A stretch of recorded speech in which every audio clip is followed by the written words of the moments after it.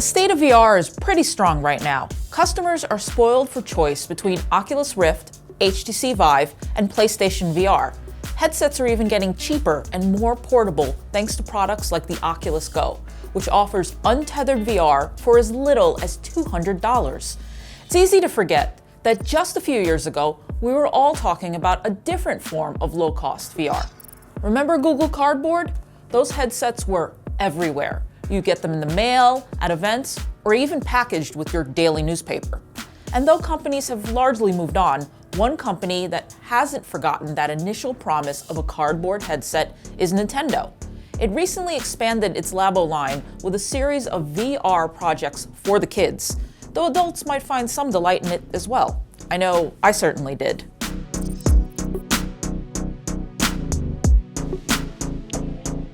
Last year's original Labo kits asked users to put together projects as diverse as a fishing rod, a piano, and a massive robot backpack.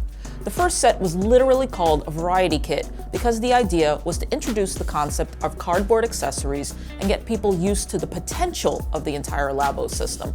Or to just be fun, that's all that really matters to a kid.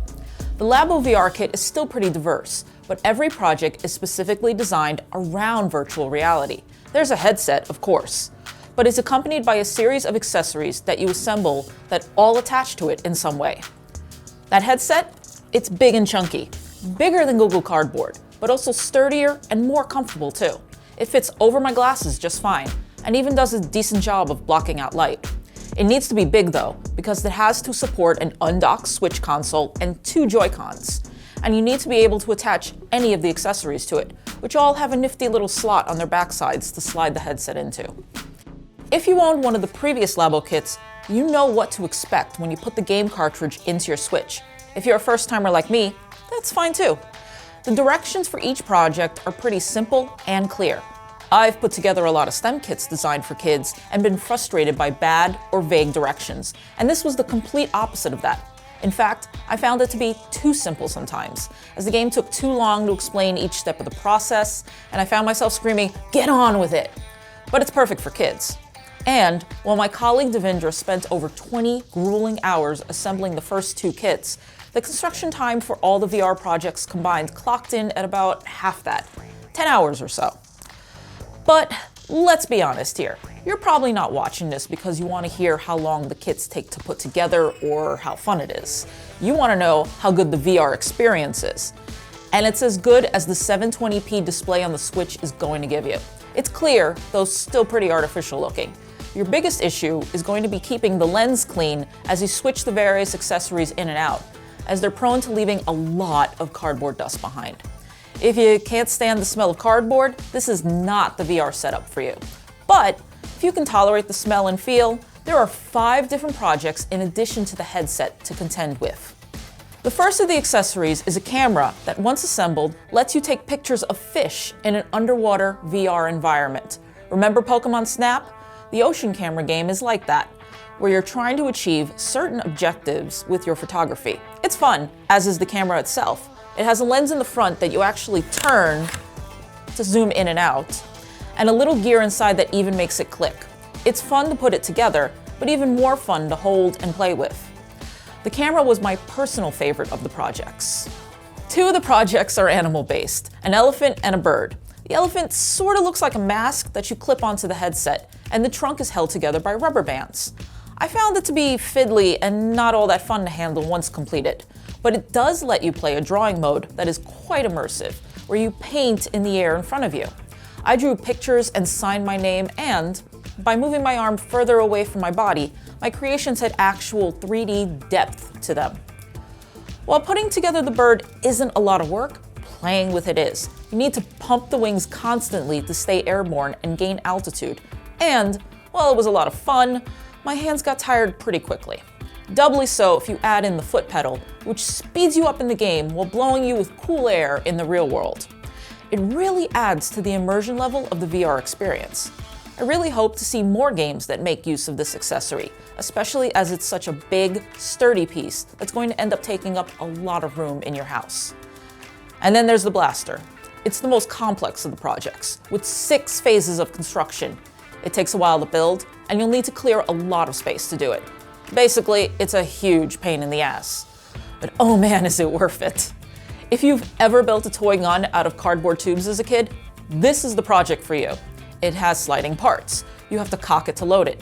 And when you pull the trigger, the entire thing fires with actual force feedback. It's incredibly satisfying. The main game you play with it is basically a rail shooter, where you blast away passive aliens that have infested the streets of a city. It's not terribly exciting, except that each shot you take is an excuse to use the blaster.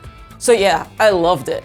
This handful of experiences isn't all the Labo VR Kit has to offer. The VR Plaza has a bunch of mini games you can try out, and the Toy-Con VR Garage even lets you design your own experiences.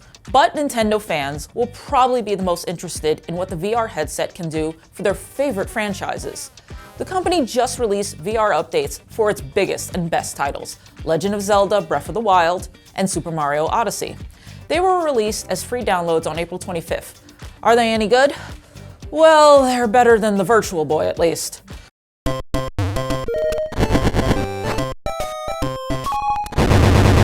Which is a low bar to clear, but these new VR modes don't add a lot to games that were already perfect. Breath of the Wild did the bare minimum here, letting you play the regular game in a VR mode. The graphics get stripped down a bit to accommodate the split VR view, but it looks decent because it's a gorgeous, immersive game to begin with. But do you really want to play this game holding the Labo headset up to your face with the Joy-Con still attached?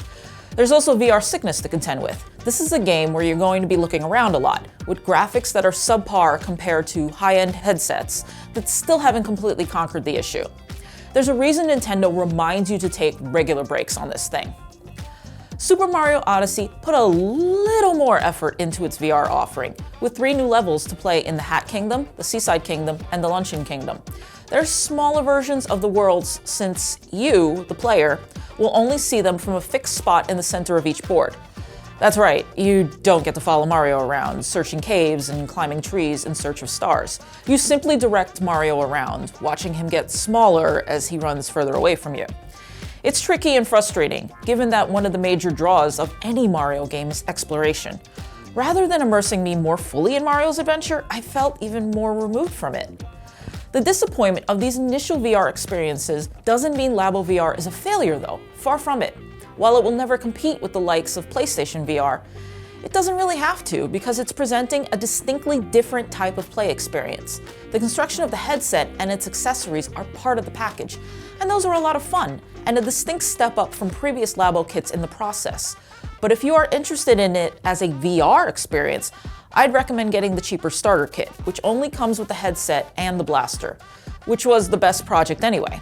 And hopefully going forward, we'll see more games with VR modes built in natively. Or something fresh will emerge from the Toy-Con VR Garage.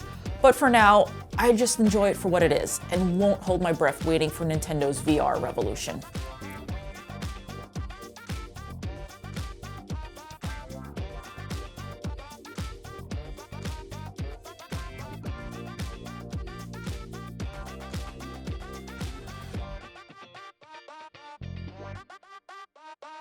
You